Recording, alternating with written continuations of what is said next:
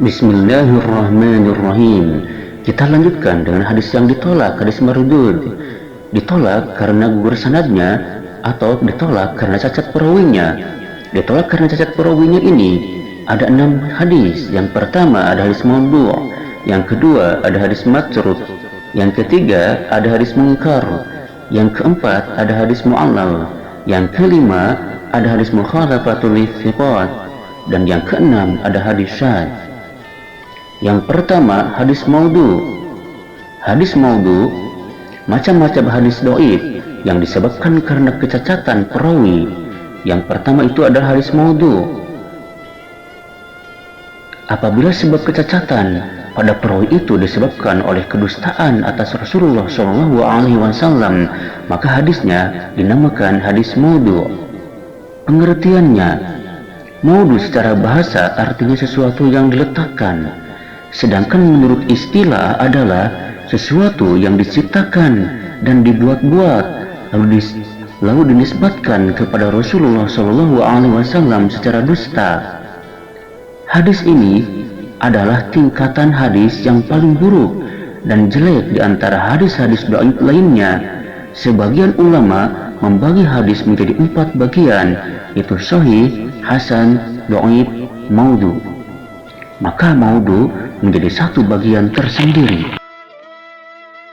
Hukum meriwayatkannya, para ulama sepakat bahwasannya diharamkan meriwayatkan hadis maudhu' dari orang yang mengetahui kepalsuannya dalam bentuk apapun, kecuali disertai penjelasan akan kemaudhu'annya berdasarkan sabda Nabi Muhammad SAW, barang siapa yang menceritakan hadis dariku sedangkan dia mengetahui bahwa itu dusta, maka dia termasuk para pendusta. Hadis riwayat Muslim. Bagaimana mengetahui hadis maudhu'? Hadis maudhu' dapat diketahui dengan beberapa hal, antara lain yang pertama, pengakuan dari orang yang memalsukan hadis, seperti pengakuan Abi Ismat, Nuh bin Abi Maryam, yang digelari dengan Nuh al-Jami', bahwasannya ia telah memalsukan hadis-hadis atas Ibnu Abbas tentang keutamaan Al-Quran surat per surat, dan seperti juga pengakuan Maisarah bin Abdi Rabbi al-Farisi bahwasannya ia telah memalsukan hadis tentang keutamaan Ali sebanyak 70 hadis. Yang kedua, apa yang diposisikan sama dengan pengakuannya, seperti bila seseorang menyampaikan hadis dari seorang syekh dan hadis itu tidak diketahui kecuali dari syekh tersebut.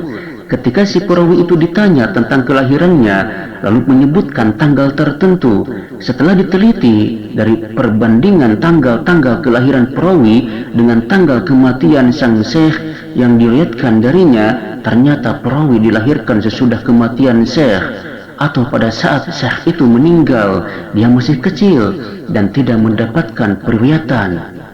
Yang ketiga, adanya indikasi pada perawi yang menunjukkan akan kepalsuannya. Misalnya, seorang perawi Rafidhah dan hadisnya berisi tentang keutamaan Ahlul Bait. Yang keempat, adanya indikasi pada isi hadis, seperti isinya bertentangan dengan akal sehat, atau bertentangan dengan indera dan kenyataan, atau berlawanan dengan ketetapan agama yang kuat dan terang, atau susunan lafaznya lemah dan kacau. Misalnya, apa yang diriwayatkan Abdurrahman bin Zaid bin Aslam dari bapaknya, dari kakeknya secara marfu', bahwasannya kapal Nabi Nuh tawaf mengelilingi Ka'bah 7 kali dan sholat 2 rakaat di makom Ibrahim.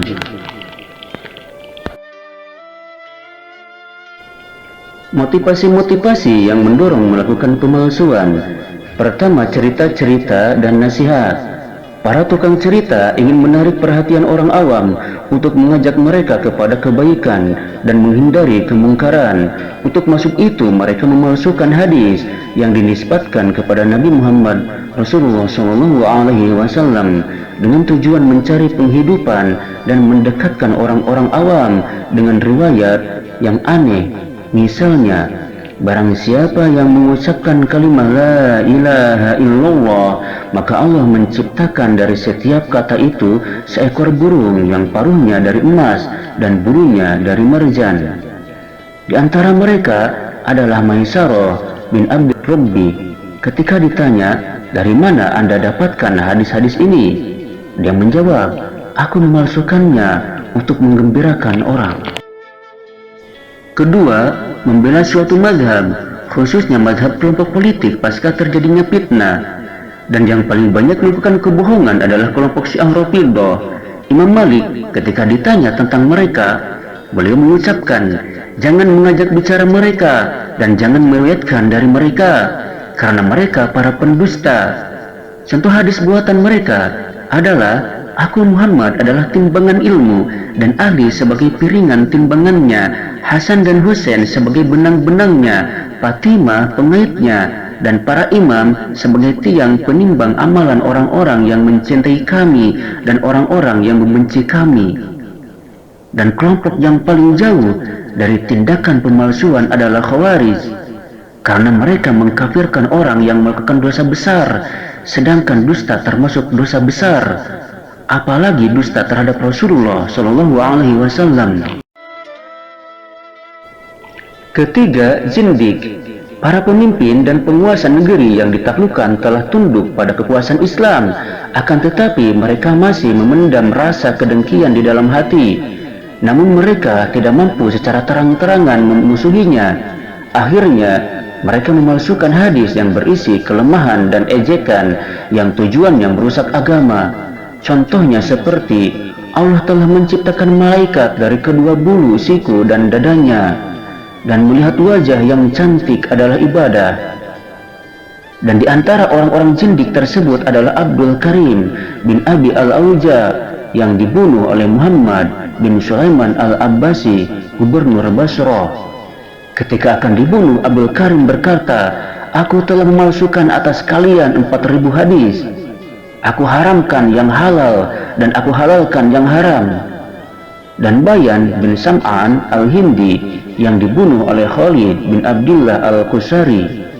Kemudian Muhammad bin Sa'id al-Maslub yang dibunuh oleh Abu Ja'far al-Mansur. Yang keempat, mendekatkan diri kepada para penguasa demi menuruti hawa nafsu mereka. Seperti kisah Giyas bin Ibrahim an-Nakhai bersama Amirul Mukminin al-Mahdi ketika datang kepadanya dan dia al-Mahdi sedang bermain merpati. Lalu dia Giyas menyebut hadis dengan sanadnya secara berturut-turut sampai kepada Nabi Muhammad SAW bahwasanya beliau bersabda, "Tidak ada perlombaan kecuali anak panah, ketangkasan atau menunggang kuda atau sayap." Maka dia menambahkan kata atau burung. Itu dilakukannya untuk menyenangkan Al-Mahdi. Lalu Al-Mahdi memberinya 10.000 dirham. Setelah ia berpaling, sang amir berkata, "Aku bersaksi bahwa tengkukmu adalah tengkuk pendusta atas nama Rasulullah SAW." Lalu beliau Al-Mahdi merintahkan untuk menyembelih merpati tersebut. Kesalahan sebagian ahli tafsir dalam menyebutkan hadis-hadis palsu. Sebagian ulama tafsir melakukan kesalahan dengan menyebutkan hadis-hadis palsu dalam tafsir mereka tanpa menjelaskan kepalsuannya, khususnya riwayat tentang fadilah Al-Quran surat per surat. Di antara mereka adalah Al-Tha'labi, Al-Wahidi, Al-Zamakhsyari, dan Al-Baindawi. Karya-karya dalam hadis maudhu'. 1. Al-Mawdu'at, karangan Ibnu Jauzi. Beliau paling awal menuliskan ilmu ini. Yang kedua, Al-La'ali Al-Masnu'ah fil Ahadis Al-Mawdu'ah, karya As-Suyuti, merupakan ringkasan kitab Ibnu Jauzi dengan beberapa tambahan. Yang ketiga, Tanjihus Syar'iyyah Al-Marfu'ah Anil Ahadis As-Sani'ah Al-Mawdu'ah, karya Ibnu Iraq Al-Kittani, yang merupakan ringkasan dari kedua kitab tersebut di atas. Yang keempat, Silsilah Al-Ahadits Al-Dha'ifah Wal Mawdu'ah, karya Al-Albani.